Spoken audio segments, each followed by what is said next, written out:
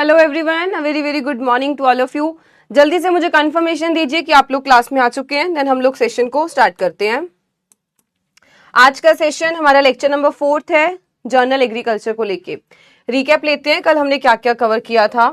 तो फर्स्ट कल हमने कुछ इंटरनेशनल जो ईयर्स हैं उसको कंप्लीट किया थे। International year of pulses, soil, rice, जितने भी थे इंटरनेशनल ईयर, अंतरराष्ट्रीय वर्ष एग्रीकल्चर को लेके, वो कंप्लीट किए थे। सेकंड, इंपॉर्टेंट डेज जो आते हैं कृषि में, महत्वपूर्ण दिन, उसको कंप्लीट किया था। थर्ड, ऑर्गेनाइजेशन, इंपॉर्टेंट ऑर्गेनाइजेशन और उनके हेडक्वार्टर कहाँ कहाँ प्रेजेंट है, संगठन और उनके मुख्यालय, ठीक है, ये सारा कवर किया था। इंटरनेशनल ऑर्गेनाइजेशन, पहले हमने इंडिया लेवल वाली सारी जो थी नेशनल लेवल पे कवर की थी, देन इंटरनेशनल, अंतरराष्ट्रीय कृषि संगठन, और लास्ट में हमने आईसीआर के अवार्ड्स कवर किए थे। बहुत सारे आईसीआर के अवार्ड्स थे जो हमने कल पढ़े थे, ठीक है। गुड मॉर्निंग श्रद्धा, शुभम, आकृति, रीमा यादव, गुड मॉर्निंग। चलिए, कल के सेशन में कोई डाउट हो या फिर हम आज का आगे कंटिन्यू करें? कोई डाउट है तो पूछिए तब। हाँ जी, पहले बता दो अगर कोई डाउट है तो, नहीं तो फिर मैं आपसे कुछ क्वेश्चंस पूछती हूँ।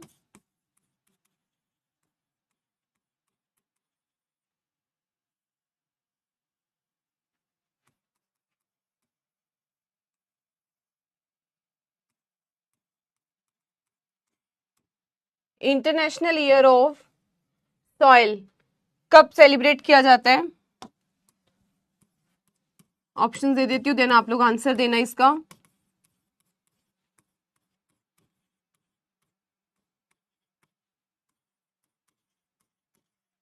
चलिए दीजिए आंसर। ए, बी, सी, डी में आंसर देना, कोई डाउट नहीं, ठीक है। चलिए दीजिए आंसर।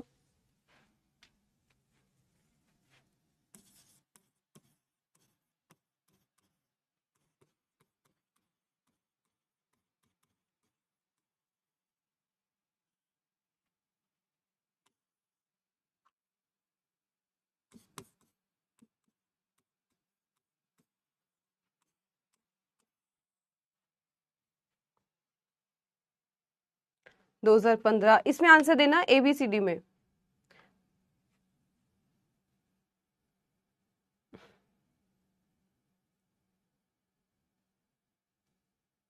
बिल्कुल, हम लोग आधा घंटा पहले आ जाते हैं।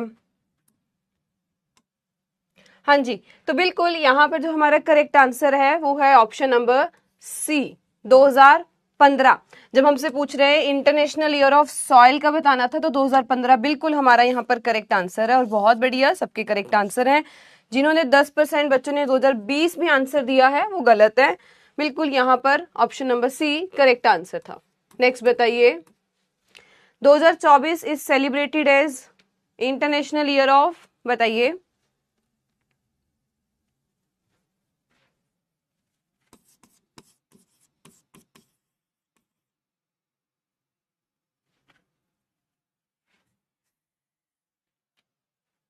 दीजिए आंसर।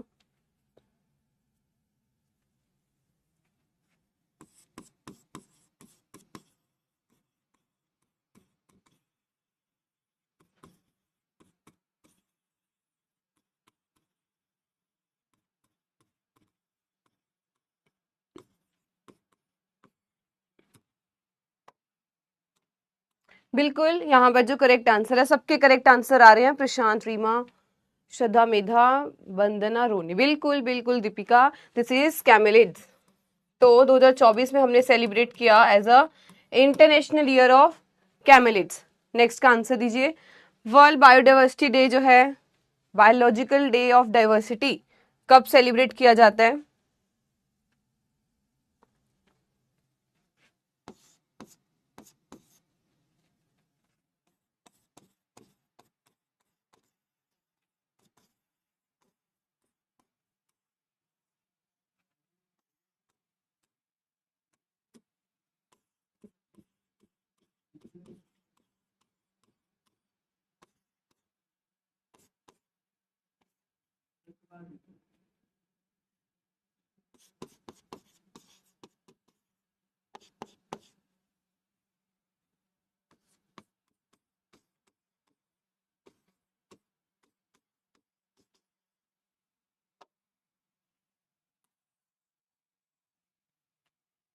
22 में, बिल्कुल करेक्ट है। मार्च वाला गलत है रोनीराज, मार्च नहीं में आएगा, कंफ्यूजन होगी आपको, बिल्कुल। चलिए नेक्स्ट का आंसर दीजिए तब तक आप।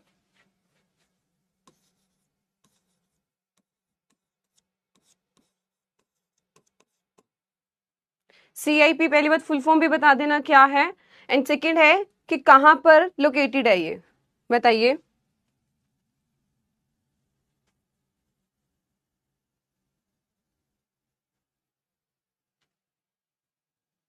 A B Los Banos, B option India, C option Peru, D option Canada.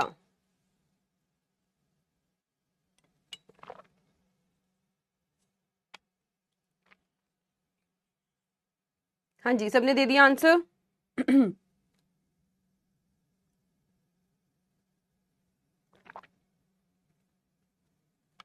बिल्कुल, यहां पर जो करेक्ट आंसर है वो हमारा है ऑप्शन नंबर सी, पेरू में प्रेजेंट है CIP। तो ऑप्शन नंबर सी हमारा करेक्ट आंसर है। एक और गर्म पानी का, हाँ चाय नहीं, नमक डाल के। हाँ जी, तो यहाँ पर सी ऑप्शन हमारा बिल्कुल करेक्ट है। अभी भी इतनी कंफ्यूजन चल रही है, 63% बच्चों के ही आए हैं करेक्ट आंसर, ठीक है। तो यहाँ पर बिल्कुल CIP, जैसे किसी ने बताया, इंटरनेशनल पोटैटो सेंटर, बिल्कुल इंटरनेशनल पोटैटो सेंटर, जो कि कहाँ है, पेरू में प्रेजेंट है, ठीक है। नेक्स्ट चलते हैं। एस्टेब्लिशमेंट ईयर बताने हैं आपको, कब है।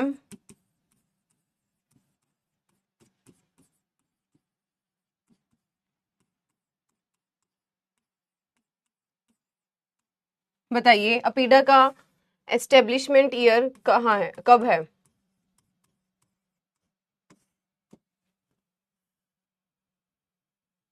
चलिए बताइए।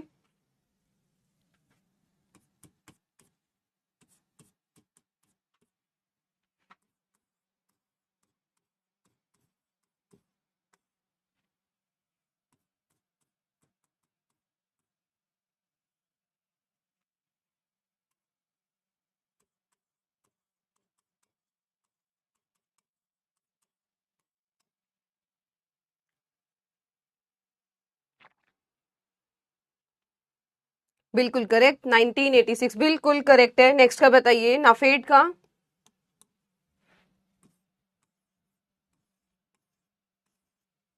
नाफेड का, देन नाबार्ड का।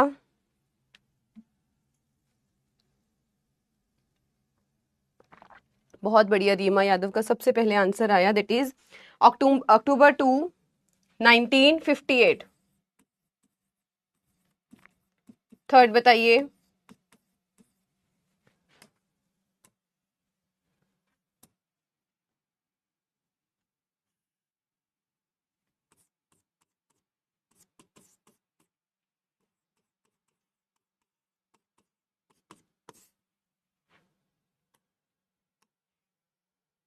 1982, बहुत बढ़िया। 12 जुलाई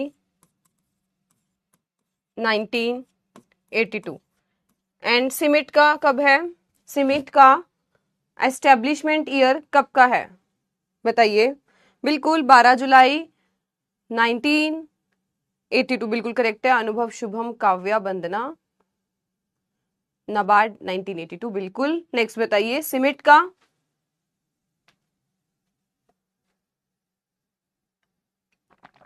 नाइनटीन 1966, बहुत बढ़िया प्रशांत, 1966। अब इसी के साथ ऑन द अदर हैंड मुझे इनकी लोकेशंस भी बताइए, कहाँ कहाँ है। चलिए बताइए इनकी लोकेशंस। बिल्कुल 1966 बिल्कुल करेक्ट आंसर है। 1692 कौन बता रहा है।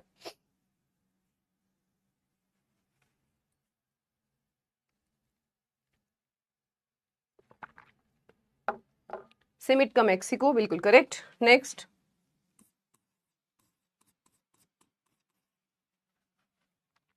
नाबार्ड, नाफेड, अपीडा, कहाँ कहाँ लोकेशन इनकी, हेडक्वार्टर कहाँ पर है। New Delhi, correct.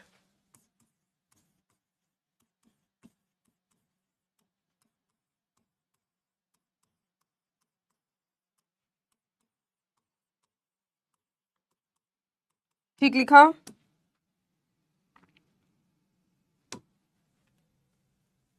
New Delhi, Bombay and बिल्कुल करेक्ट। चलिए नेक्स्ट बताइए।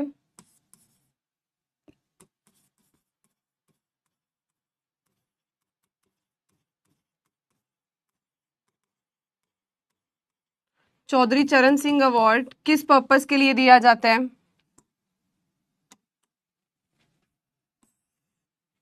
चौधरी चरण सिंह अवार्ड किस पर्पस के लिए दिया जाता है?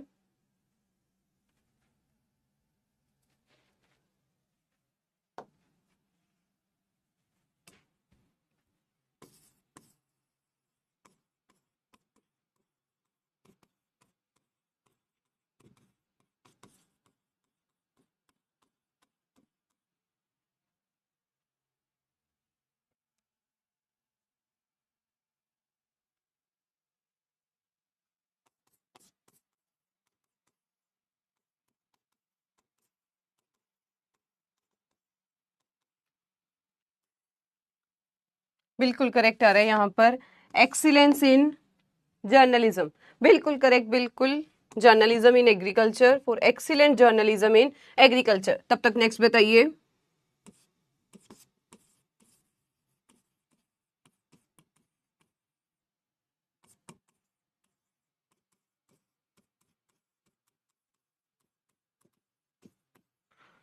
नेक्स्ट का बताइए, सरदार पटेल आउटस्टैंडिंग जो अवार्ड है वो किस पर्पस के लिए दिया जाता है? बिल्कुल, मेधा ने करेक्ट आंसर दिया। DU, CAU, state agriculture university, ICAR का कोई इंस्टीट्यूशन है, उनकी कुछ भी अचीवमेंट्स के लिए दिया जाता है। ठीक है, for outstanding performance, outstanding performance of कोई ICAR का इंस्टीट्यूट है, DU डीम्ड यूनिवर्सिटी है, स्टेट एग्रीकल्चर यूनिवर्सिटी है, सेंट्रल एग्रीकल्चर यूनिवर्सिटी है। ठीक है, तो ये हमारे कुछ इंपॉर्टेंट अवार्ड्स थे। एक और क्वेश्चन पूछ लेती हूँ, बताइए पंजाब राव देशमुख आउटस्टैंडिंग अवार्ड जो है किस पर्पस के लिए मिलता है?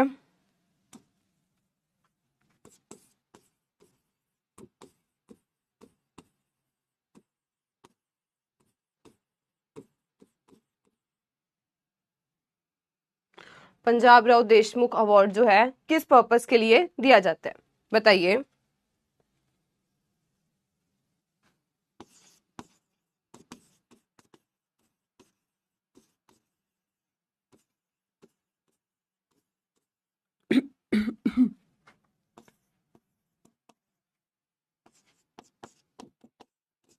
हाँ जी बताइए।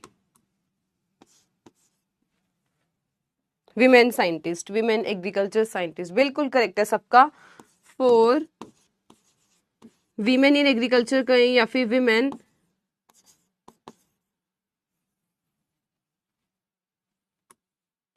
Agricultural scientist. कल जो आपके साथ एक करंट अफेयर शेयर की थी, सबने सुन ली? वो जो हमारी एक नई वैरायटी आई है, हीट टॉलरेंट वैरायटी अरहर की, सबने सुन ली वो वीडियो, शॉर्ट सुन ली? क्योंकि उसमें कुछ और करेक्टर्स जो हैं, जैसे कि कितने दिन में वो मैच्योर हो जाएगी, कितने जल्दी टाइम में हो रही है, कितना हीट टॉलरेंट, टेम्परेचर कितना है उसका, वो सारी एक ही शॉर्ट में जो थी ट्राई किया कि आपको कवर करके बता दिया जाए। ठीक है, तो ये थे हमारे कुछ इंपॉर्टेंट, और जितना हमने अभी तक पिछले चैप्टर का, पिछले लेसन का, पिछले क्लास का कंप्लीटली रिवाइज कर लिया। ठीक है, आज का देखते हैं। अब आज का हमारा टॉपिक अब शुरू हो रहा है, विच इज पहले हम लोग पढ़ेंगे कुछ गवर्नमेंट के इंस्टीट्यूशंस, जैसे कि नाबार्ड, नाफेड, अपीडा क्या काम करती हैं, क्या इनका रोल है। ठीक है, तो वो हम लोग पहले पढ़ेंगे। सेकंड हम लोग कुछ योजनाएं जो हैं मेजर से वही करेंगे, पहले बता दूं, कृषि की प्रमुख योजनाएं। एंड तीसरा हम लोग कुछ वर्ल्ड फूड प्राइस के रिलेटेड पढ़ेंगे, जिसमें मैं ट्राई करूंगी जो करंट की चल रही होंगी, मतलब कि इस साल, अभी मुझे पहले बताइए इस साल किससे 2025 के लिए वर्ल्ड फूड प्राइज मिला है। बहुत इंपॉर्टेंट क्वेश्चन है ये। बिल्कुल, इक्रिसेट ने डेवलप किया था, नहीं सुनी तो जाके सुनिए, क्योंकि उसमें काफी जो है कुछ वो कवर कर दिया गया। ठीक है, ताकि कल को आप ये ना बोलिए कि भाई हमें तो बताया नहीं गया। ठीक है, बिल्कुल इक्रिसेट ने डेवलप की थी। बिल्कुल यूट्यूब पे पढ़ी है। चलिए बताइए 2025 में किसको वर्ल्ड फूड प्राइज मिला है? अगर आप लोगों की करंट अफेयर की है थोड़ी सी पकड़ तो इसका आंसर बढ़िया बता सकेंगे आप। चलिए बताइए।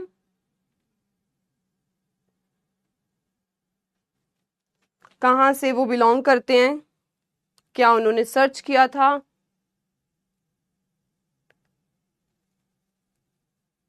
बिल्कुल ICPV 25440, बिल्कुल। चलिए बताइए, नहीं पता?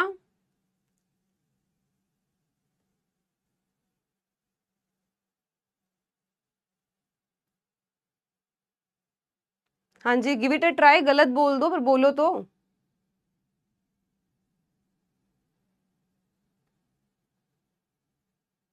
चलिए, सो आई बिलीव किसी को भी नहीं पता, कोई आंसर नहीं दे रहा या सब सो चुके हो। ठीक है, नहीं पता, ठीक है जी। बट इसका मतलब करंट अफेयर पे अभी बहुत जरूरत है हमें, अगर एक भी बच्चे ने अभी तक आंसर नहीं दिया। ठीक है, इसका मतलब करंट अफेयर पर बहुत अभी आपको पकड़ बनानी पड़ेगी। ठीक है, इसलिए जो भी शॉर्ट, जो भी मैं यही करती हूँ कि जितनी जल्दी वो आपको जो है मैं प्रोवाइड कर सकूं, ताकि करंट अफेयर से हम जितना वो है कहते हैं ना लिंक्ड रहेंगे, हमें भी पता लगेगा कि आसपास हमारे एग्रीकल्चर को लेके क्या चल रहा है। और जितने भी आपके एग्जाम्स होंगे उसमें यही क्वेश्चन जो है आपसे पूछे जाते हैं करंट अफेयर्स के। कई बार क्या होता है, जैसे वर्ल्ड फूड प्राइस की मैं बात करूं, ये वर्ल्ड फूड प्राइस पे क्वेश्चन आपसे पूछेगा। वो क्यों पूछेगा? क्योंकि इसका कुछ ना कुछ जो है करंट का चल रहा होता है आज के टाइम पे, या इसका वाइस वर्सा कर देता है। जैसे कि मैं कहूं, इस बार 2025 का जो था करंट, जो इसका वर्ल्ड फूड प्राइस था, वो ब्राजील की लेडी को मिला। ठीक है, उनकी नाइट्रोजन फिक्सेशन उन्होंने जो एक डेवलप की थी टेक्निक, उसके लिए। ठीक है, बट हो सकता है वो आपसे करंट का ना पूछ के वो इसी का कुछ पूछ ले कि भाई बताओ ये वर्ल्ड फूड प्राइस कब मिलता है। तो मतलब कि जितने भी क्वेश्चंस पूछे जाते हैं ना, वो या तो करंट के होते हैं, उसका वो डायनेमिक पार्ट उठा लेगा, मतलब कि स्टैटिक जो पार्ट होगा वो उठा लेगा, या फिर करंट में कोई बात चल रही होगी, उस स्टैटिक में से उसका करंट का पूछ लेगा कि अभी का मुझे बताओ क्या चल रहा है। तो क्वेश्चन यही बनेंगे आपके एग्जाम में। ठीक है, बिल्कुल। मार्गरेला हंगेरिया, ब्राजील की लेडी है वो। चलिए, तो अब हम इसको आराम से पढ़ेंगे आगे। पहले हम लोग स्टार्ट करते हैं with NABARD, national bank for agriculture and rural development. NABARD राष्ट्रीय कृषि और ग्रामीण विकास बैंक। अब आप लोगों ने अभी मुझे इतने सारे जवाब दिए हैं, तो इसमें भी बताइए नाबार्ड किस टाइम पे एस्टेब्लिश हुआ था? ठीक है, इसका हेडक्वार्टर कहाँ है? रिकमेंडेड बाय, और जिसने रिकमेंड मतलब जिस कमिटी ने किया उसको चेयर कौन कर रहा था, लीड कौन कर रहा था? बताइए। आपके लिए 4 सवाल। चलिए, उसके बाद फिर हम इसके कुछ फंक्शंस पढ़ेंगे क्या क्या है।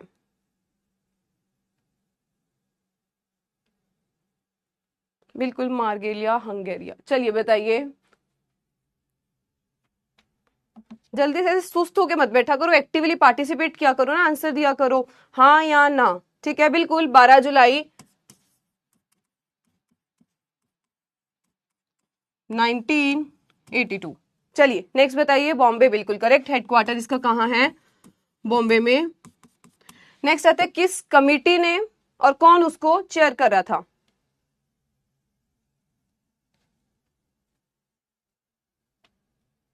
बिल्कुल करेक्ट, सबका करेक्ट है। ठीक है, नेक्स्ट बताइए।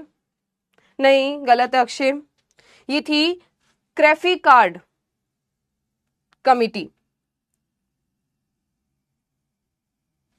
तो यहां जो कमिटी आएगी ध्यान से सुनना, क्योंकि मुझे पता था यहां पर अटकोगे। Recommended by CRAFICARD committee. अब जो आप लोग आंसर दे रहे हो ना, क्रेफी कार्ड कमिटी, जिसको चेयर कौन कर रहे थे, लीड कौन कर रहे थे, वो थे बी सीवारमन। ठीक है, तो यहां पे जो कमेटी थी उसका नाम था CRAFICARD committee, chaired by B Sivaraman. चलिए, तो अब ये तो थे जिन्होंने फर्स्ट चेयर किया था। प्रेजेंट में इसको लीड कौन कर रहा है? Thank you.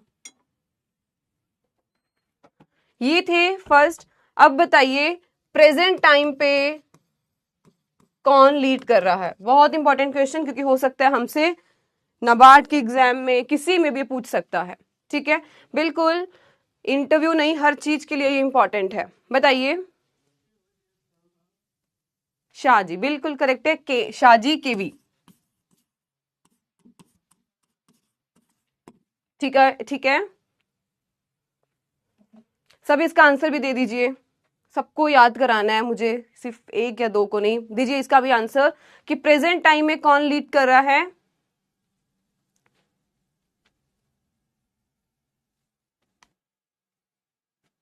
बिल्कुल करेक्ट है भाई, थोड़ा एनर्जी से बोला करो, हम लोग इतना 5 बजे के उठे हुए हैं, आप लोग अभी आराम से उठ के फिर भी सुस्तियों से आंसर दे रहे हो। बिल्कुल प्रेजेंट में बात करें तो शाहजी केवी जो है इसको लीड कर रहे हैं। पहली बार जो था इनको लीड चेयर किया गया था बीसी वरमन ने, और कमेटी थी क्रेफिकार्ट कमेटी। ठीक है, बिल्कुल सबके करेक्ट आंसर आ रहे हैं। बिल्कुल आगे हम पढ़ते हैं कुछ इसके प्राइमरी फंक्शंस क्या है और मेजर इसका एम क्या है। ठीक है, अगर आपने मेरी, हाँ मैंने वो एक वीडियो डाली थी लाइफ ऑफ नाबार्ड वाले में, उसमें मैंने बहुत बढ़िया तरीके से ना आपको सारा बताने की कोशिश की, लाइफ स्टाइल ऑफ नाबार्ड से लेके कि क्या नाबार्ड का बेसिक काम है। इवन मैं सच में ये सजेस्ट करूंगी कि अगर कोई इंटरव्यू देने भी जा रहा हो ना, मैंने खुद जब इंटरव्यू के लिए अगर मेरे से कोई नाबार्ड का पूछता था, मैं अपनी वही वीडियो सुनती थी, क्योंकि वो जब वीडियो में मैंने एफर्ट्स लगाए थे ना, और एक ही वीडियो में सारी डिटेलिंग बता दी थी कि नाबार्ड का बेसिक फंक्शन क्या है, रीफाइनेंसिंग का फंक्शन है, डेवलपमेंटल फंक्शन है। तो अगर आपको नाबार्ड का फंक्शन, लाइफस्टाइल सारा समझना हो तो वो शॉर्ट जरूर देखना, which is about the lifestyle of NABARD पे उसका नाम होगा। उस पर आपको कंप्लीटली पता लग जाएगा कि क्या क्या जो है मेजर फंक्शंस है नाबार्ड के। ठीक है, हम यहाँ पे भी पढ़ लेते हैं, पर यहाँ पे उतने मैंने ज्यादा मेंशन नहीं किए। पहली बात आती है कि जो नाबार्ड है वो एक एपेक्स ऑर्गेनाइजेशन है, मतलब कि टॉप मोस्ट ऑर्गेनाइजेशन है। किस पर्पस को लेके, जब हम लोग फाइनेंसिंग की बात करते हैं, क्योंकि जितना एग्रीकल्चर और रूरल डेवलपमेंट में पैसा घूम रहा है वो यही ऑर्गेनाइजेशन है जो प्रोवाइड कर रही है। ठीक है, तो फाइनेंसिंग जितनी भी एग्रीकल्चर में हो रही है, वैसे ये फाइनेंसिंग, ये रीफाइनेंसिंग का काम करता है। ठीक है, बट हमने यहाँ पे मेंशन कर दिया कि ये एपेक्स ऑर्गेनाइजेशन है। सेकंड बोला कि it look after matter concern with कुछ भी अगर पॉलिसी, वही बात आ गई। इसके डिफरेंट फंक्शंस होते हैं, डेवलपमेंटल फंक्शंस, फाइनेंस प्रोवाइड करना है, एंड सुपरविजन, देखते रहना, चेक करते रहना, क्योंकि ये रीफाइनेंसिंग का काम करते हैं। तो ये आरआरबी और जितने भी और जो होते हैं बैंक्स वगैरह, उनको सुपरवाइज करने का काम करते हैं। ठीक है, तो it look after with the policy, कोई लेके आनी है, प्लानिंग करनी है, ऑपरेशन है। मेरे बहुत सारे एस्पिरेंट्स हैं जो आज इस प्लानिंग टर्म पे काम कर रहे हैं, मतलब कि is a planning officer in NABARD में लगे हुए हैं। कुछ है जो वेस्ट बंगाल में ऑपरेशनल्स की तरह कर रहे हैं काम, तो उनके जो बर्ड ऑफिस होता है वहां पर वो काम कर रहे हैं।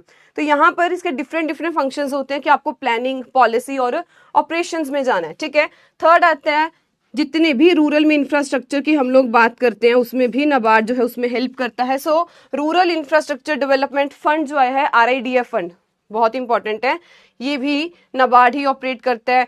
प्रोवाइड रीफाइनेंस, आगे वही बात कि रीफाइनेंसिंग का काम करेगा रूरल एरियाज में, एंड सेल्फ हेल्प ग्रुप्स को, इसके अलावा भी बहुत सारे इसके फंक्शंस रहते हैं, जिसमें जैसे कि लिखा है सेल्फ हेल्प ग्रुप्स को भी हेल्प करेगा in people in rural areas.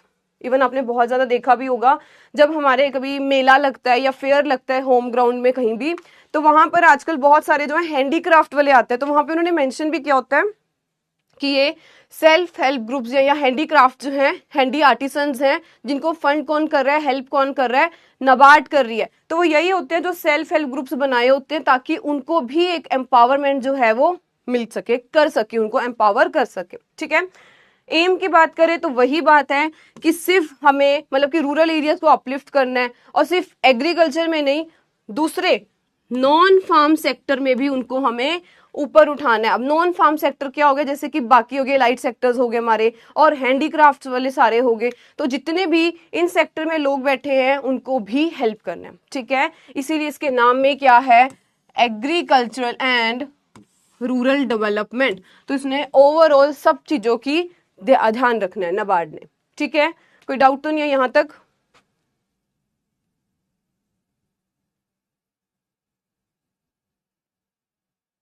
चलिए चलिए जी, तो ठीक है, ये हमारे कुछ इंपॉर्टेंट पॉइंट्स थे रिलेटेड टू नाबार्ड। कुछ और देखते हैं, ये नाबार्ड ऑफिस है। कुछ इसके और लोन्स की बात करें कि नाबार्ड जो है डिफरेंट डिफरेंट लोन्स प्रोवाइड करता है, किस पर्पस के लिए, किन टाइम तक ये जो है ये लोन हमें देता है। तो पहला आता है टाइप्स ऑफ लोन, समझे कौन कौन से हैं as per provided by NABARD जो देता है। तो पहला आता है तो पहला आता है short term loan, medium term loan देता है और लॉन्ग टर्म लोन देता है। ठीक है, शॉर्ट टर्म जो 6 से 12 महीने तक होता है, जैसे कि केसीसी पर्पस के लिए हो गया, कुछ भी उसे जैसे प्रोड्यूस करना है उसको, उसके लिए थोड़ी सी हेल्प करना। ठीक है, नेक्स्ट आते हैं मीडियम टर्म लोन, जैसे उसने कोई कैटल खरीदनी है या कोई छोटा मोटा जो इम्प्लीमेंट है वो खरीदना है। ठीक है, स्मॉल एग्रीकल्चरल इम्प्लीमेंट आगे जो थोड़े से कम रेट में होते हैं एज कम्पेयर टू जो बहुत हैवी हमारे इम्प्लीमेंट्स होते हैं, उसको खरीदने की बजाय शॉर्ट टर्म जो मीडियम टर्म लोन होगा वो कुछ ऐसे स्मॉल एग्रीकल्चर इम्प्लीमेंट्स हो गए, कैटल वगैरह, या कुछ रिपेयर और कंस्ट्रक्शन करवानी होगी अगर उसको अपने कुएं वगैरह की, वेल की, तो उसमें वो यूज कर सकते हैं। थर्ड हमारे पास आता है लॉन्ग टर्म लोन्स, जो कि 3 से 15 साल तक चलेंगे, for permanent improvement of land. कुछ उसने हैवी एग्रीकल्चर इंप्लीमेंट खरीदना है, टूल कोई खरीदना है, डिगिंग ऑफ ट्यूबवेल करानी है, रीपेमेंट कोई पुराना कर्जा पड़ा था उसे चुकाना है, रीपेमेंट ऑफ डेप्ट, कोई लार्ज एग्रीकल्चर इंप्लीमेंट खरीदना है। तो ये सारे जो है मेजर जो है इसके डिफरेंट टाइप्स ऑफ लोन्स आते हैं। ठीक है, तो type of loan short term, medium term and long term.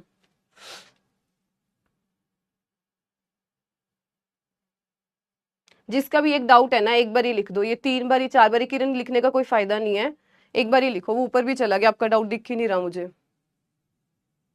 चलिए, तो ये हमारा था नाबार्ड को लेके। अब सेकंड हमारे पास जो आती है कैटेगरी ऑफ मतलब ऑर्गेनाइजेशन की बात करें तो वो है आरआरबी, रीजनल रूरल बैंक। ठीक है, इसकी जो पिक्चर लगी है ये है हमारा पहला आरआरबी, प्रथम बैंक, ये लिखा प्रथमा भवन, प्रथम बैंक जो है इसी का एटीएम है, तो ये हमारा पहला आरआरबी था। ठीक है, रीजनल रूरल बैंक समझते हैं। Committee on rural bank headed by, अब जिसने ये आंसर दिया था अक्षय ने, एम नरसिम्हा, तो इनको जो था इन्होंने इनकी कमेटी बनाई थी।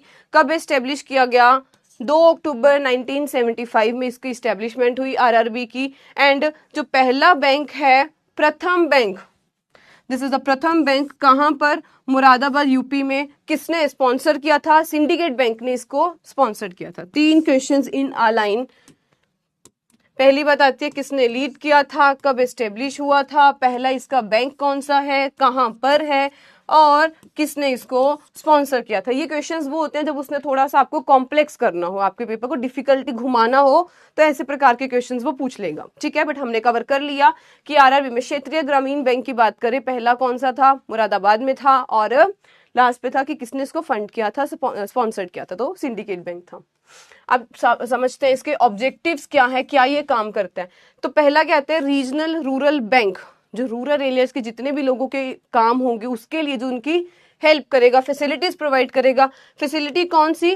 क्रेडिट को लेके, पैसे को लेके। ठीक है, तो यहाँ पर प्रोविजन ऑफ क्रेडिट एंड कुछ other facility to small marginal farmer, agriculture labourers को, आर्टिसंस को। अब देखना इस बारी अब बहुत ज्यादा जो फोकस है वो इन आर्टिसंस पे भी किया जाता है, हर चीज में आर्टिसंस को भी ऐड किया जाता है, कि हम सिर्फ एग्रीकल्चर को ही एक फोकस ना देते रहे, एग्रीकल्चर को ही एक फोकस ना देते रहे, मतलब कि लाइमलाइट में सिर्फ एग्रीकल्चर को ना रखें, आर्टिसंस को भी रखना है। ठीक है, and small entrepreneurs in rural area, तो उन सबको facilities and credit facility provide करने के लिए आरआरबी जो है वो काम करता है। और देखें ऑनरशिप इसकी कैसी रहती है, तो ये central, state and sponsored bank की कुछ रेशियोज रहती हैं, जैसे कि सेंट्रल बैंक की 50%, स्टेट गवर्नमेंट की 15% इसमें ऑनरशिप होती है, और जो स्पॉन्सर्ड बैंक है वो 35% तक कॉन्ट्री करते हैं इसमें। ठीक है, ऑनरशिप इतनी जो है ये तीनों बैंक्स की रहती है, गवर्नमेंट की, सेंट्रल गवर्नमेंट की एंड स्पॉन्सर्ड बैंक की। तो ये था important about RRB, regional rural bank. Next हमारे पास आता है एफसीआई। पहले 2 क्वेश्चंस का आंसर दीजिए, मैं थोड़ा सा विश्राम करती हूँ। चलिए बताइए, एस्टेब्लिश्ड ऑन, एंड इसका हेडक्वार्टर कहाँ है, बताइए कहाँ है?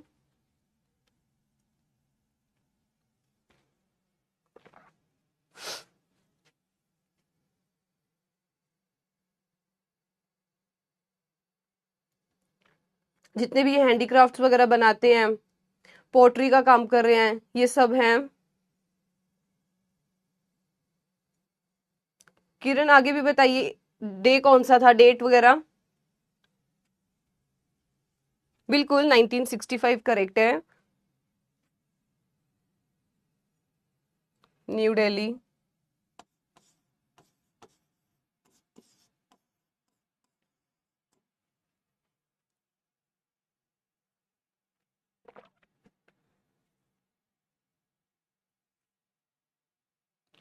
चौदह जनवरी 1965 कह दें।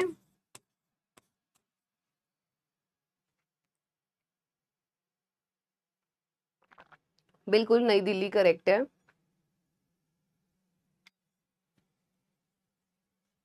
तो ये हमारा FCI है, फूड कॉरपोरेशन ऑफ इंडिया। जब हम लोग इसकी इवन वैकेंसी भी फिल करते हैं, वैकेंसी भी रिलीज होती है बिल्कुल 14 जनवरी 1965, ठीक है। तो जब हम इसकी वैकेंसीज भी फिल करते हैं, वहां पर भी ना हमारी ये ऑप्शन आती है ना कि आपको नॉर्थ जोन में करना है, साउथ में करना है, ईस्ट, वेस्ट या फिर नॉर्थ ईस्ट, क्योंकि ये इसके कुछ जोन्स हैं, ठीक है। प्रोक्योरमेंट की बात करें तो मेजरली ये जो था ये राइस और व्हीट की ही प्रोक्योरमेंट करता था, ठीक है, मेजरली इनकी करता था। बिल्कुल 14 जनवरी 1965 करेक्ट है। आगे देखते हैं, अब इसके मेजर अगर फंक्शंस देखते हैं कि क्या क्या फंक्शन है। फूड कॉर्पोरेशन ऑफ इंडिया का बेसिक काम क्या होता है?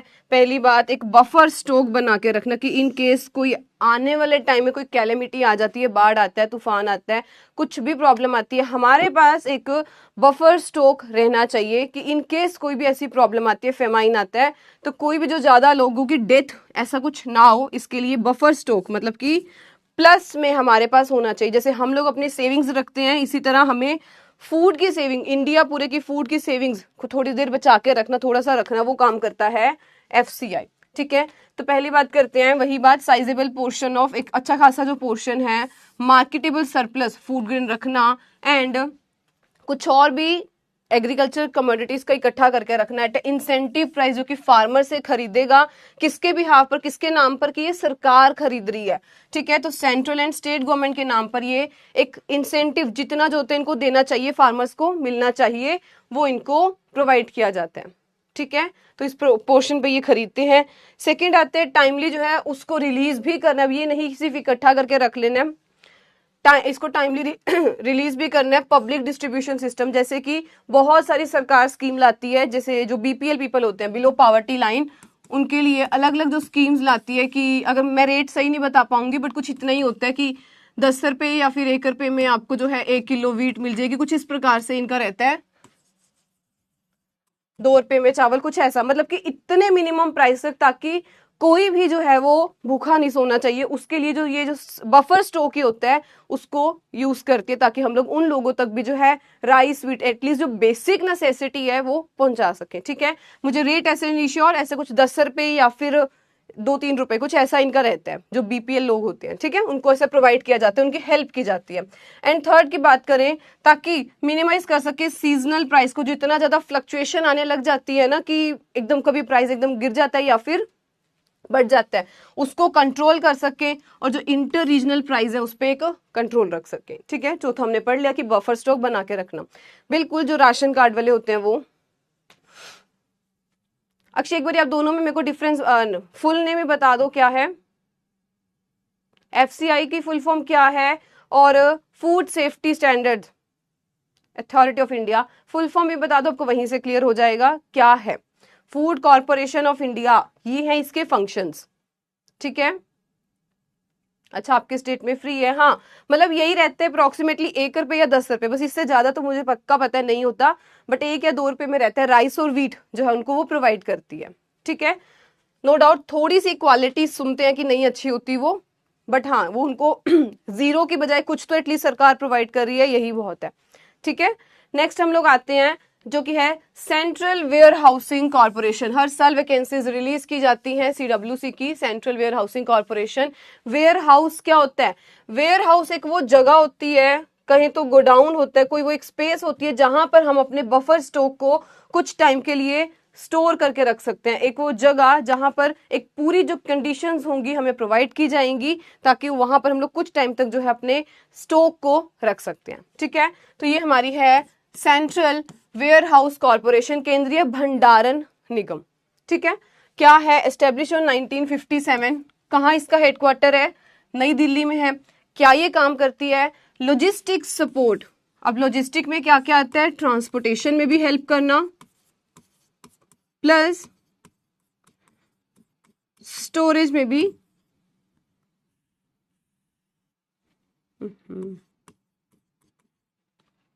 प्लस स्टोरेज में भी हेल्प करना। सो ट्रांसपोर्टेशन एंड स्टोर करके रखना, तो ये उसमें हेल्प करती है। कुछ फंक्शंस पढ़ ले इसके, इंपॉर्टेंट क्या है। तो पहले आती है एक्वायर एंड बिल्ड गोडाउन्स, क्योंकि हमें पता है बहुत सारे जो लोग हैं गोडाउन्स प्रॉपर ना होने के कारण या फिर ना उनको प्रॉपर टाइम पर मिलने के कारण वो खुले में ही जो है अपना ये धान हो गया या चावल कुछ भी हो गया, आटा हो गया, आटा कह रही हूँ, राइस और व्हीट हो गया, उसको ओपन में स्टोर करते हैं, जिस कारण क्या प्रॉब्लम आती है, जब बारिश आती है तो वो सारा बह के निकल जाता है। इसी प्रॉब्लम को अवॉइड करने के लिए, ताकि ऐसी कोई सिचुएशन ना आए, तो वहां पर गोडाउन्स बनवाए जाते हैं, तो इसमें CWC हेल्प करती है। And warehouse at suitable places in India, ठीक है। इसी के साथ वेयर हाउस में सिर्फ खाना ही नहीं, यहाँ पर स्टोरेज ऑफ एग्रीकल्चर प्रोड्यूस के साथ साथ सीड्स की स्टोरेज, फर्टिलाइजर, क्योंकि ये भी वही चीजें जो बेसिक इनपुट हमें चाहिए एग्रीकल्चर में, उसमें भी हेल्प की जाती है। एंड फैसिलिटीज फॉर ट्रांसपोर्टेशन, अब सिर्फ वहां रखे नहीं, उसके बाद इसको सप्लाई में भी हेल्प की जाए, मतलब कि आगे ट्रांसपोर्ट भी करवाया जाए, तो उसमें भी ये हेल्प करता है। CWC, central warehousing corporation, ठीक है। चलिए CWC, नेक्स्ट हमारे पास आता है NAFED, national agriculture cooperative marketing federation of India limited, ठीक है। तो ये नाफेड है, बताइए कब एस्टेब्लिश हुआ था और इसका हेडक्वार्टर कहाँ है।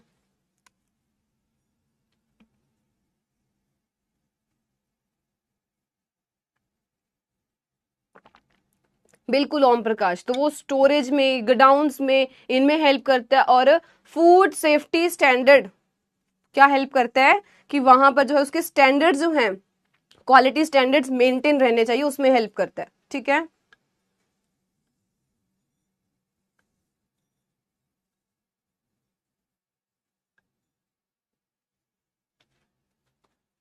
हाँ जी, दीजिए आंसर। 2 अक्टूबर 1958,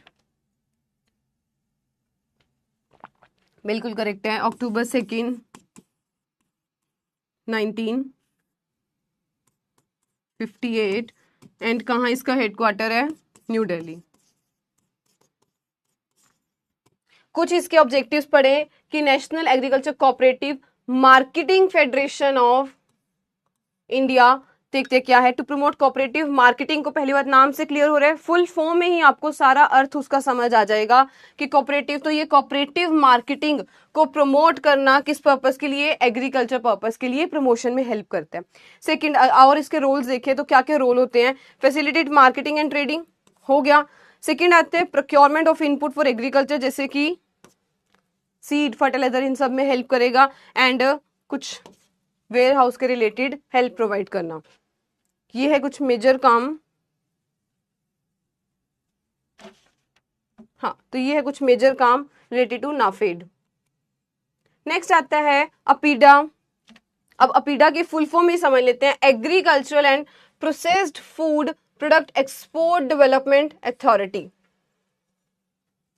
तो पहली बात, agriculture and processed food products export development authority, दोनों नाम क्लियर हो गए कि यहाँ पर बेसिकली पहले समझे कि एस्टेब्लिश कब हुआ था, तो 13 फरवरी 1986 में एस्टेब्लिश हुआ था, नई दिल्ली ही इसका हेडक्वार्टर है।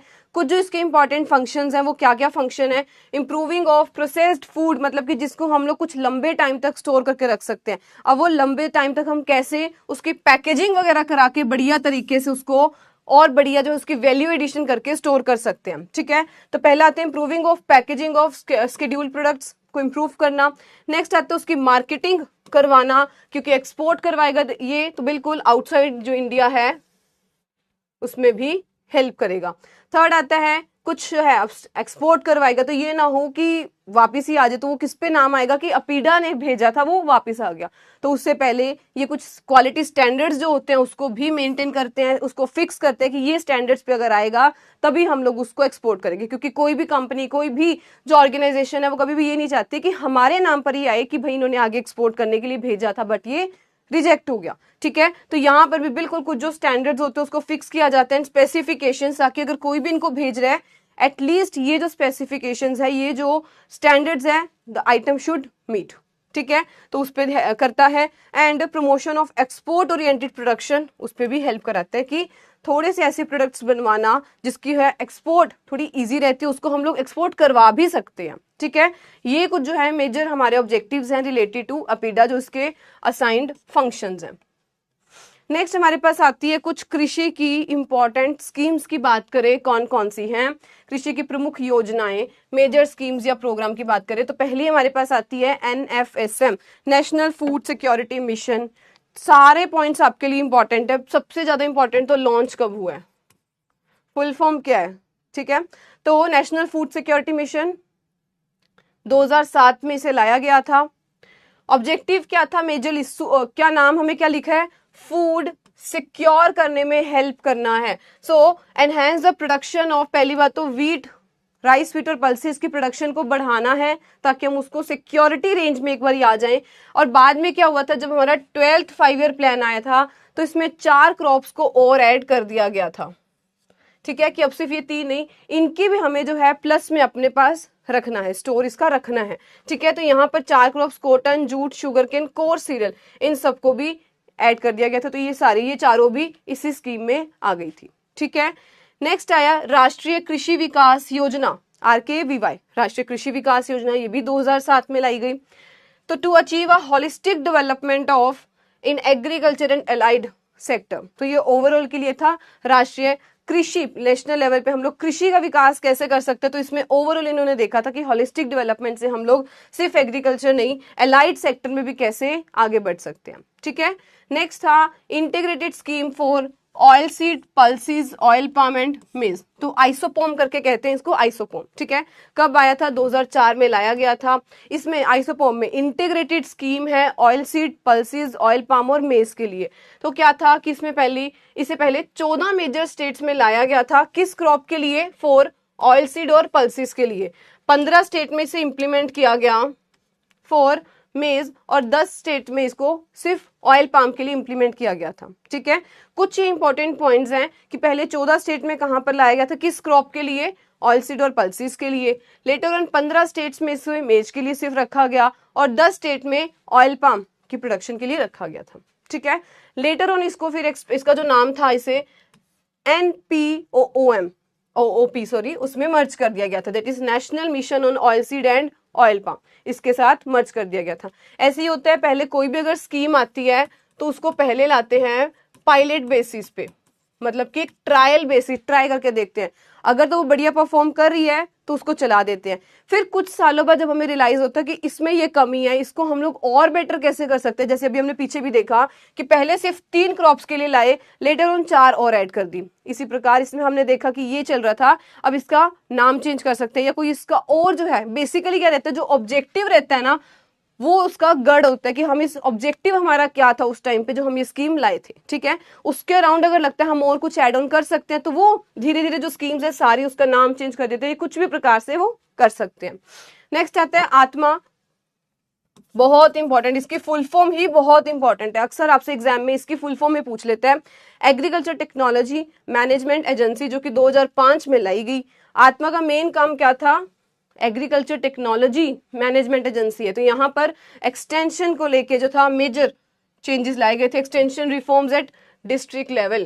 क्वेश्चन नंबर 2, किस लेवल पर लाया गया था, तो इसे डिस्ट्रिक्ट लेवल पर बेसिकली बिल्कुल मतलब कि बेस लेवल पर इसको लाया गया था आत्मा स्कीम को। आत्मा को एनकरेज पार्टिसिपेशन, ताकि यहाँ पर हम लोग फार्मर, NGO, KVK, पंचायती राज इंस्टीट्यूशन, इन सब की जो है एक्टिव पार्टिसिपेशन करा सके, किस प्रकार से हम लोग बेसिक लेवल पर नई नई टेक्नोलॉजीज को यूज कर सकते हैं एक्सटेंशन रिफॉर्म्स लाने के लिए। ठीक है, नेक्स्ट हमारे पास था नेशनल हॉर्टिकल्चर मिशन, बहुत इंपॉर्टेंट, 2005-6 में इसे लाया गया था, 5-6।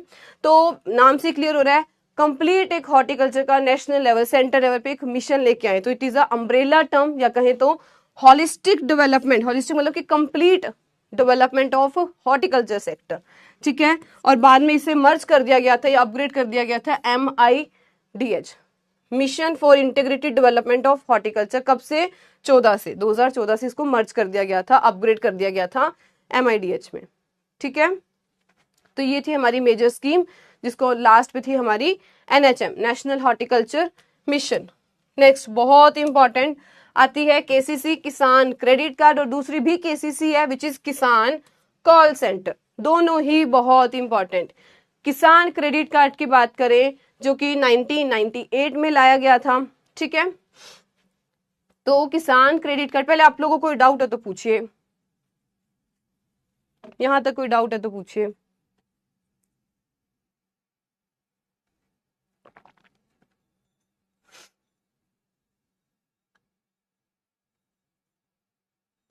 सीईओ बन जाना मतलब, हाँ आप कौन सी मैंगो की वैरायटी की बात कर रहे हो? क्योंकि हाँ कराते तो यही है, उसके बाद कोई दिक्कत आती है तो फिर उसको रिजेक्ट, जैसे मैं अपने एरिया की बात करूँ वहां पर किन्नू जो है बहुत ज्यादा एक्सपोर्ट किया जाता है, बहुत ज्यादा एक्सपोर्ट। तो वहां पर भी बीच में प्रॉब्लम आ गई थी कि सारे जो थे रिजेक्ट होके आ रहे थे। रिजेक्शन का कारण क्या था? Because they were not meeting the size standards of APEDA. तो ये थी दिक्कत, ठीक है। वो बिल्कुल छोटे छोटे साइज के होते थे जिस कारण से वो स्टैंडर्ड मीट नहीं कर रहे थे। और भी कई बार हम लोग देखते हैं बहुत सारी जो है डिफरेंट प्रॉब्लम्स देखने को मिलती है जब वो कोई क्वालिटी स्टैंडर्ड नहीं मीट करते हैं, ठीक है। चलिए, नहीं है। किसान क्रेडिट कार्ड की बात करें इस तरीके से, किसान क्रेडिट कार्ड जैसे हम लोगों का क्रेडिट डेबिट कार्ड होता है इसी तरह से किसान को भी एक अलग से क्रेडिट कार्ड दे दिया गया 1998 से। क्या काम था? क्रेडिट कार्ड हम किस लिए यूज करते हैं? डिफरेंट डिफरेंट एक्सपेंडिचर करने के लिए, ठीक है। उसके लिए सिमिलरली किसान के भी बहुत सारे एक्सपेंडिचर होते हैं, बट यहाँ पे हमें सिर्फ एग्रीकल्चर तक ही बात करनी है। तो यहाँ पर enable farmer to receive crop loans वो ले सके, ठीक है, up to 3 lakh at 7% interest per annum. बहुत इंपॉर्टेंट क्वेश्चन। पहले फुल फॉर्म, देन क्या, कब लाया गया था, किस पर्पस के लिए और कितना जो है इसको लोन प्रोवाइड किया जाता है। तो वो 3 लाख था और उसको 7% जो था वो इंटरेस्ट भरना पड़ना था। बट यहाँ पे सरकार ने बोला कि अगर हमें वो टाइमली रीपेमेंट कर देगा, मतलब कि अगर हमें, जैसे उसका अगर साल है कि उसको 2 साल बाद रीपे करना है, अगर तो किसान उससे पहले कर देता है तो उसको 4% की जो छूट है, 3% की छूट और मिल जाएगी। मतलब कि उसका जो ओवरऑल कितना होगा इसका इंटरेस्ट 4% पे लगेगा, ठीक है। पढ़ते हैं। But government provided additional 3% interest subvention, मतलब कि उसको छूट दी गई 3% की अगर वो टाइमली जो है रीपे करता है, to those farmer who timely repay the short term loan. तो ओवरऑल कितना फार्मर को पे करना पड़ेगा?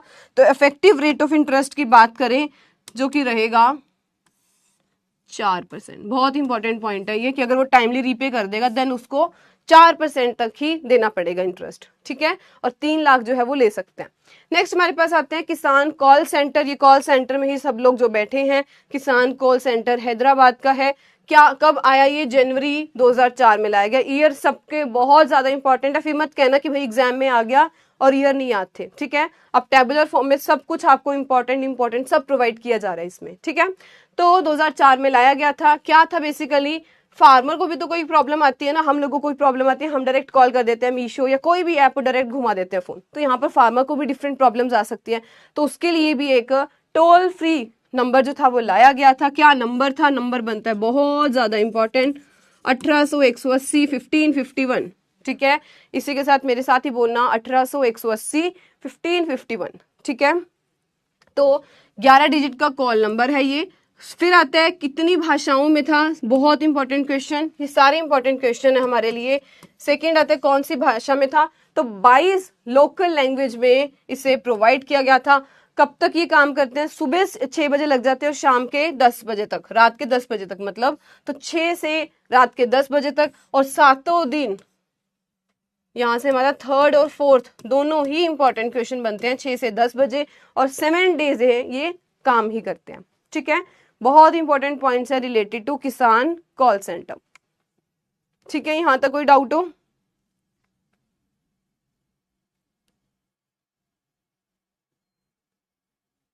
हाँ, अब उसको अपग्रेड कर दिया गया, उसका नाम अब MIDH कर दिया गया। 5 लाख हो गया, मैं इसे अभी चेक कर लेती हूँ, ठीक है। तब तक हम आगे पढ़ते हैं। हमारे पास आता है सॉइल हेल्थ कार्ड स्कीम, ठीक है। सॉइल हेल्थ कार्ड स्कीम, चलिए मैं एक बार देख लेती हूँ वो भी। तो सॉइल हेल्थ कार्ड स्कीम की बात करें, कब लाया गया था? 19 फेब 2015। ये अब थर्ड टाइम आपका रिपीट हो रहा है। पहले मैंने जब इंपॉर्टेंट डेज करवाई थी, डेट्स, वहां पर भी 19 फेब आपको मैंने याद कराया था कि किस डे की तरह सेलिब्रेट करते हैं, ठीक है। तो 19 फेब 2015 में SHC सॉइल हेल्थ कार्ड जो है वो लाए गए थे। स्वस्थ धरा खेत हरा, टैगलाइन थी। तो प्रमोट, पहली बात था सॉइल हेल्थ हमें जो है मेंटेन करनी है, तो यहाँ पर सॉइल टेस्ट करवाना था एंड बैलेंस, ताकि हम लोग फर्टिलाइजर यूज जो है वो देख सके। सेकेंड आता है गवर्नमेंट ने यहाँ पर सॉइल कार्ड जो थे वो रिलीज किए थे, ताकि जो हम जितनी हमारी क्रॉप में फर्टिलाइजर की रिक्वायरमेंट है वही हम लोग प्रोवाइड कर सके। अब यहाँ पर मुझे ये बताओ इसके कितने पैरामीटर्स थे,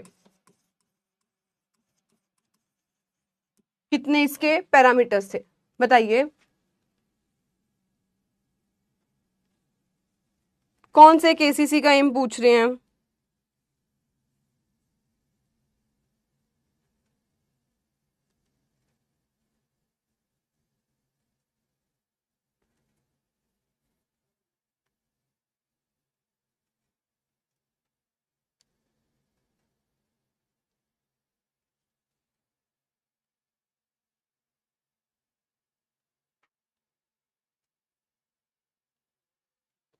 ठीक है, वो 5 लाख है, ठीक है,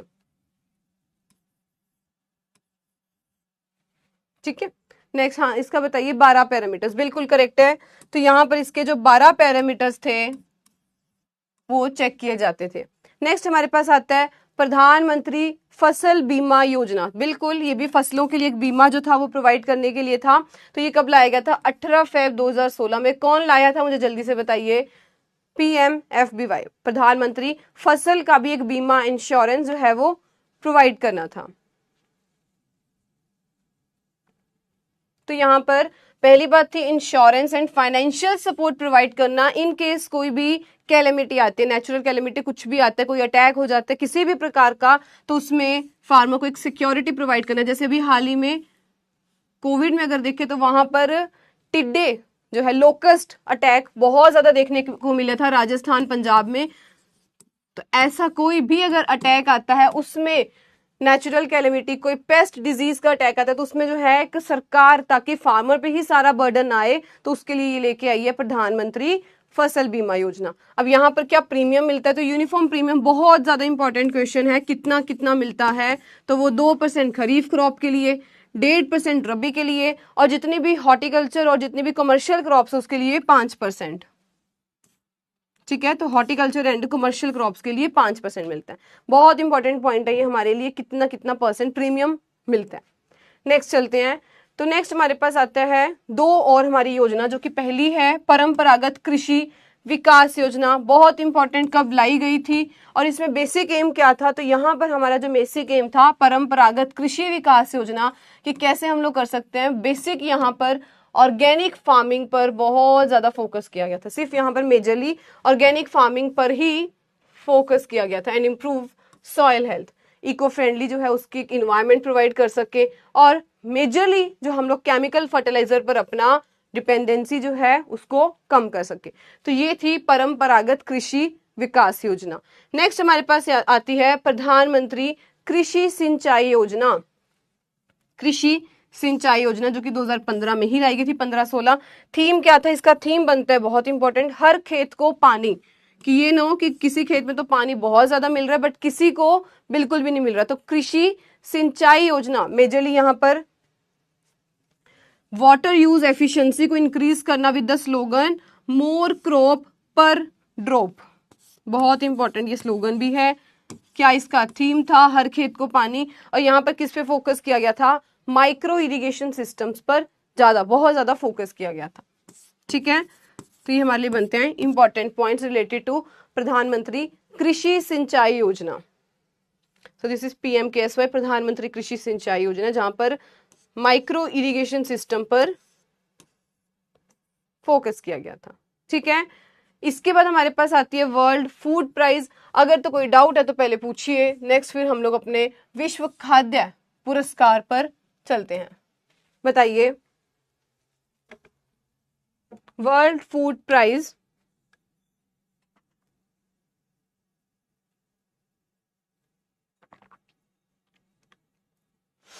ये 2025 की ही पिक्चर है वर्ल्ड फूड प्राइज की। तो world food prize laureates are formally honoured at world food prize laureate award ceremony. तो ये कि अवार्ड सेरेमनी होती है जो हर साल कंडक्ट की जाती है। ये क्वेश्चन आएगा नहीं एग्जाम में, बट आपकी नॉलेज के लिए मैं बता देती हूँ कि ये एग्जाम, ये जो है वर्ल्ड फूड प्राइज, ये हर साल कंडक्ट किया जाता है और किस टाइम पे किया जाता है, तो जब, नो डाउट, ठीक है, तो कब किया जाता है, ऑन, या फिर जब हमारा वर्ल्ड फूड डे आता है उसके अराउंड। कब होता है हमारा वर्ल्ड फूड डे? 16 अक्टूबर को। बहुत इंपॉर्टेंट 3 क्वेश्चन कवर हो रहे हैं। पहली बात, वर्ल्ड फूड डे कब होता है, दूसरी बात कि ये किसके नियर, तो ये वर्ल्ड फूड डे के जो है अराउंड वो ये सेलिब्रेट करते हैं, वर्ल्ड देते हैं वर्ल्ड फूड प्राइज, ठीक है, तो उस टाइम प्रोवाइड किया जाता है। इसकी अगर कॉस्ट किसी को पता है कितना पैसा मिलता है वर्ल्ड फूड प्राइज के लिए? जब ये आपको मिलता है, यहाँ पे कुछ पैसा भी मिलता है,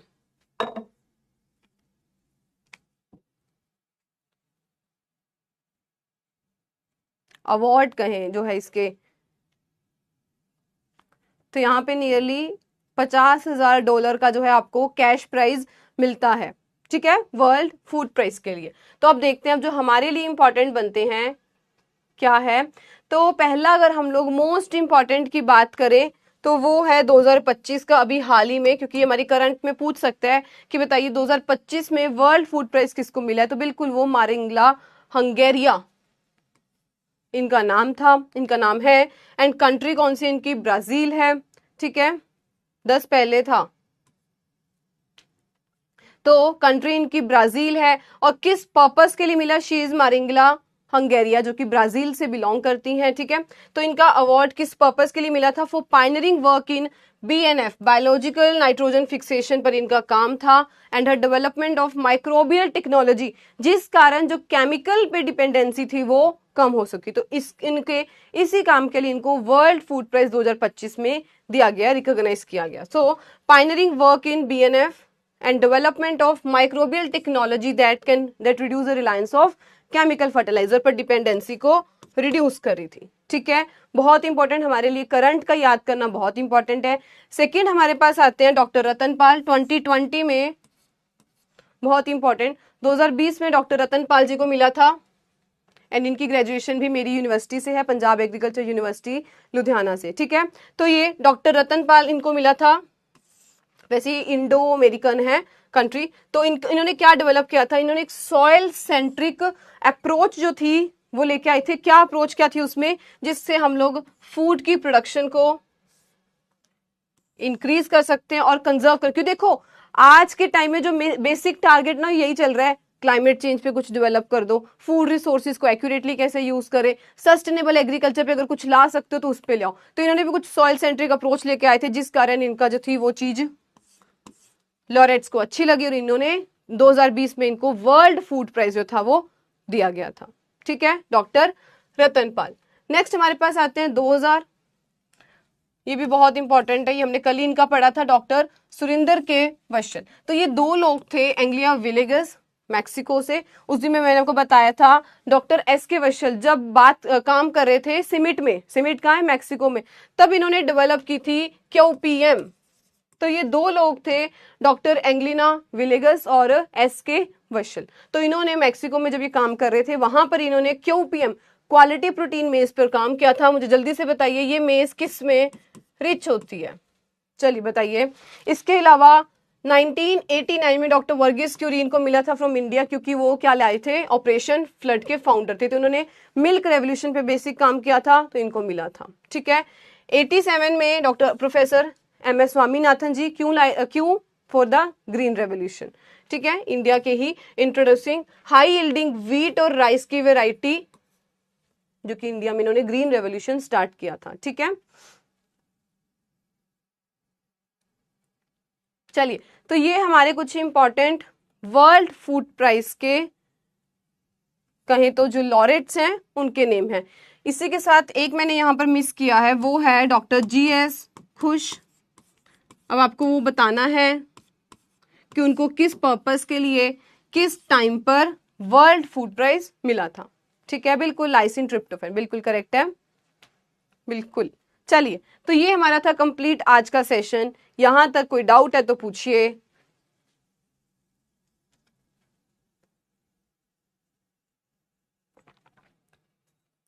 एक जो हमारा इंडिया पे रह गए वो डॉक्टर GS खुश है, उनका भी हमें नोट करना है कि किस पर्पस के लिए और किस टाइम में मिला था, ठीक है, ये क्या लिखा आपने किरण? CU, हाँ जी, यहां तक कोई डाउट है तो पूछिए, अदरवाइज फिर हम लोग कल के सेशन में मिलते हैं। और आप लोगों की DPP वीकली टेस्ट, दोनों के सोल्यूशन और प्रैक्टिस टेस्ट, क्योंकि ये हमारा सेशन जो है ये वाला जनरल एग्रीकल्चर का वो इसी हफ्ते कंप्लीट हो जाएगा। ठीक है, तो आपकी तीनों चीजें जो है मेरे एंड से चली गई हैं, चारों चीजें, DPP भी, वीकली टेस्ट भी, सोल्यूशन भी दोनों के, एंड प्रैक्टिस शीट भी। अब जिस जब भी डे होगा उस दिन आपको मिलेगा, तो डेफिनेटली उसको अटेम्प्ट करना। और एक बात मैं और जो क्लियर कर दूं कि जर्नल एग्रीकल्चर में सिर्फ ये मत एक्सपेक्ट करना कि जितना हमने पढ़ा मैं उतना ही डालूंगी आपके एग्जाम में, मतलब कि इस एग्जाम में मैं हो सकता है, क्योंकि जर्नल एग्रीकल्चर है, so I can put question from agronomy से पूछ सकती हूँ कोई बेसिक क्वेश्चन, एक्सटेंशन से पूछूंगी, ठीक है, तो ये बेसिक हॉर्टिकल्चर से जितने बेसिक, जैसे कोई क्रॉप का मैंने पूछ लिया तो बिल्कुल इसमें सारा कुछ जो होगा वो कवर किया होगा। ठीक है, क्योंकि ये मत एक्सपेक्ट करना कि भाई मेरे को मैक्सिमम मार्क्स के चक्कर में जो पढ़ाया है सिर्फ उसी में से क्वेश्चंस हैं, हो सकता है मैंने एक्स्ट्रा भी डाले होंगे, ताकि ओवरऑल जो एक्सपेक्ट है, क्योंकि एग्जाम में हमसे कोई ये नहीं पूछेगा कि जितना पढ़ा है उतना ही मुझे बताओ। ठीक है, किसी भी एक्सपेक्ट में क्वेश्चन आ सकता है, तो मैंने भी वही ट्राई किया है कि इन 60 क्वेश्चन को, now it depends on you कि आप इन 60 क्वेश्चन को कैसे यूज करोगे। ठीक है, एक क्वेश्चन से आपको फर्दर 10 क्वेश्चन खुद के जनरेट करने कि इसमें और ये पूछ सकता था, ये पूछ सकता था, वो आप लोगों को ऐड करना है, वो आप लोगों का ही काम है, आप लोगों की ही मेहनत है इसमें। ठीक है, मेरे एंड से 60-70 क्वेश्चन चले गए हैं, और वो अब आपको जब भी टाइम होगा, फ्राइडे या जब भी संडे को डलते हैं टेस्ट, वो आपको मिल जाएंगे। ठीक है, और कंप्लीट एग्रीकल्चर में से मैंने कोई भी क्वेश्चन आपसे पूछना है। ठीक है, मेजर फोकस डेफिनेटली वो इन्हीं पे जितना हमने पढ़ा है, जैसे रेवोल्यूशंस होगी, डेट्स होगी, डेज होगी, इनमें से ही है, बट इसके अपार्ट भी मैंने बहुत कुछ कवर कर दिया। ठीक है, तो इसको अच्छे तरीके से अटेम्प्ट करना, इवेल्युएट करना, वीडियो सोल्यूशन में सुनना भी क्या गलती थी, कहाँ हम लोग और इम्प्रूव कर सकते थे। ठीक है, क्योंकि सिर्फ स्पून फीडिंग की आदत मत रखो कि जितना पढ़ाया उतना ही हम लोग 100% पढ़ेंगे, अपने भी एफर्ट्स डालो कि एक्स्ट्रा अगर कुछ हमें मिल रहा है तो हम वो भी कवर करें। ठीक है, अभी तो आप लोगों की बहुत बढ़िया जो हेल्प है वो करंट अफेयर्स में चल रही है, कि कुछ अपडेट आती है, साथ के साथ आप लोगों के साथ शेयर कर दी जाती है। ठीक है, हाँ जी, कोई डाउट है तो पूछिए, बाकी सब क्वेश्चंस को बढ़िया तरीके से अटेम्प्ट करना। प्रशांत, दिस इज अ मिथ, बिल्कुल भी ऐसा नहीं है, बहुत बड़ा मिथ है ये, बहुत बड़ा मिथ है कि private sector is not interested in agriculture in India, ऐसा बिल्कुल भी नहीं है। मैं अपना ही खुद का प्लान बता दूं तो मेरा प्लान भी यही है कि मुझे आने वाले टाइम में किसी डिफरेंट जो है, मैं अब नाम नहीं लूंगी, बट मुझे किसी क्रॉप की बढ़िया लेवल पर खेती करनी है और उसमें एक्सेल करना है। ठीक है, मतलब कि उसमें कुछ बढ़िया सा डेवलप करके, जैसे मैं आपको अक्सर बताती हूँ, मेरे एक फ्रेंड है, उनका आज पेटेंट मिला है तो उनका पेटेंट जो है वो किस नाम पर है कि उन्होंने एक जो टैबलेट होती है ना जिसमें NPK एक्यूरेट अमाउंट में प्रेजेंट होता है, उन्होंने वो बनाई थी 2 साल पहले, और आज उनके पास इस चीज का पेटेंट है जिसको वो बहुत बढ़िया तरीके से यूज कर रहे हैं। तो अगर मैं अपने लेवल पे बात करूं तो मेरा इस पे भी प्रोजेक्ट चल रहा है कि मुझे आने वाले टाइम में कुछ ना कुछ जो है वो खेती में करना है। हमारी जमीन है तो उस पर किस प्रकार से, जैसे आजकल मैं सही बताऊं तो सैफरन की खेती, मेरे खुद के 2 सीनियर्स ने सैफरन की खेती करके आज इतना वो पैसा भी कमा रहे हैं।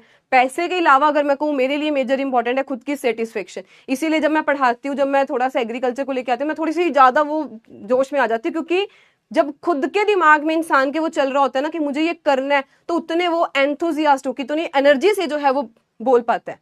ठीक है, तो जैसे सेफरन की आज इतनी खेती चल रही है, उस पर आप कुछ भी कर सकते हो। इसके अलावा अगर मैं प्राइवेट सेक्टर में बात करूं, बहुत ज्यादा अपॉर्चुनिटीज है, बहुत ज्यादा है।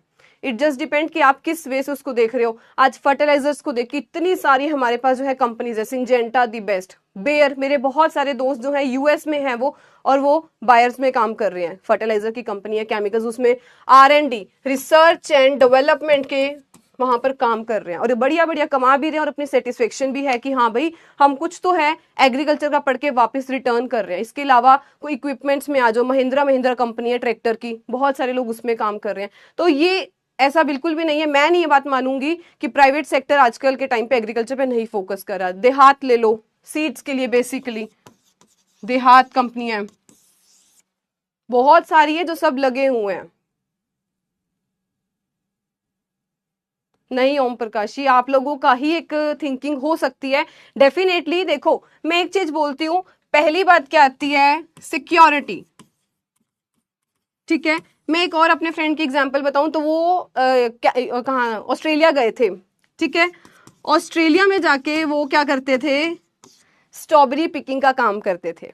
ठीक है, जब उनको ये रियलाइज हुआ कि भाई पंजाब में मेरी खुद की जमीन पड़ी है और यहाँ आके मैं किसी के खेत में वही काम कर रहा हूं, तो क्यों ना, और वहां पे एक मेरा पैसा भी फिक्स्ड है कि मुझे सिर्फ अगर मैं कहूँ $30 मिलने हैं तो यही मिलेंगे। ठीक है, तो क्यों ना मैं यही चीज अपने ही खेत में आके करूं। और अभी अगर आप उनका पंजाब में नाम देखोगे तो वो अनियन फार्मिंग को लेके बहुत नेक्स्ट लेवल पर वो अपना काम कर रहे हैं।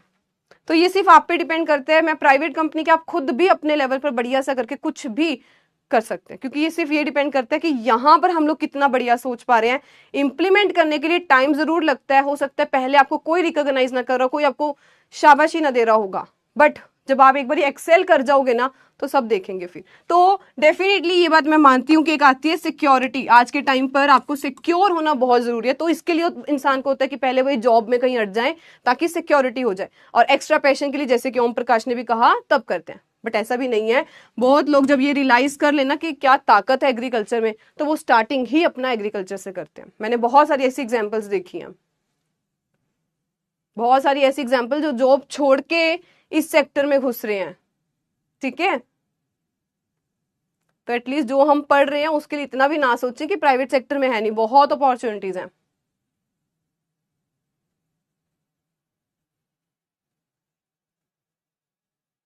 बिल्कुल बिल्कुल ये होता है। प्लान्स है तो मेरे साथ जरूर शेयर करना सिद्ध वर्मा। ठीक है, हम कुछ कोलैबोरेट पे लेके आएंगे फिर।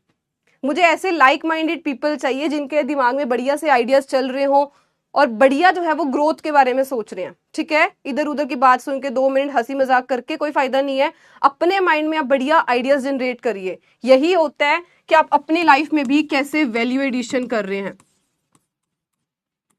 ठीक है, क्योंकि मुझे लगता है टाइम कम है और मुझे भी बहुत कुछ जिंदगी में अपनी लाइफ में करना है, और वो कर कैसे पाऊंगी जब मैं अच्छे इंसान अच्छे लोगों के साथ ही बैठी उठूंगी। ठीक है, तो बिल्कुल जिसके पास जो आइडिया हो मेरे को जरूर शेयर करना, हम लोग कुछ ना कुछ बढ़िया प्लान करते हैं फिर। ठीक है, करें एंड सेशन को।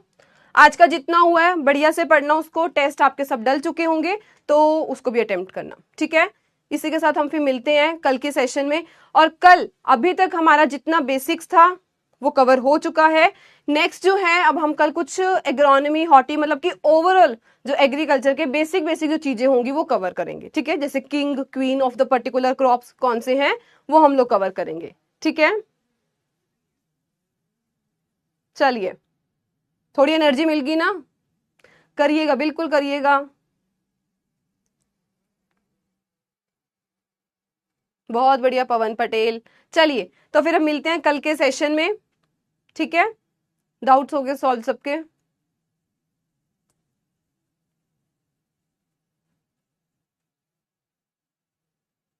जल्दी से पूछिए अगर कोई है, नहीं तो हम सेशन को फिर एंड करें।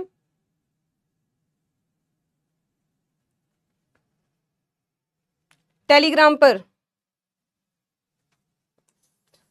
शगुन मैम PW यहाँ दिखना नहीं। चलो चलो, तो फिर हम मिलते हैं कल के